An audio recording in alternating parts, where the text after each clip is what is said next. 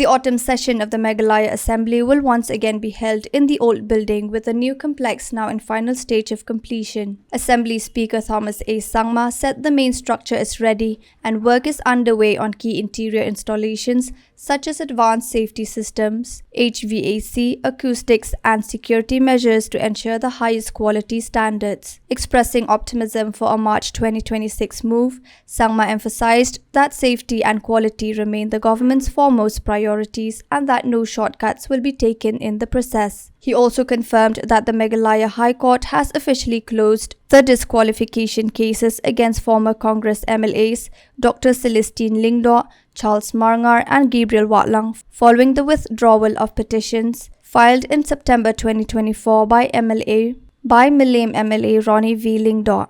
The house is not complete. How can we have the assembly session in that incomplete building? So that's the reason we really hope, and we are working on it, because as I always told you earlier also, that once beaten, twice shy, and we have to be we have to go slow, especially on the constructions, which is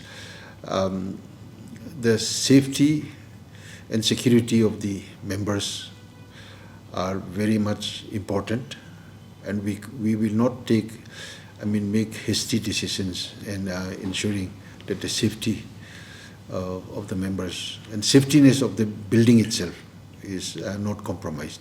So we are working on it, and now I'm happy to also tell you that the structure of the building has been completed. Now we are working on the interiors.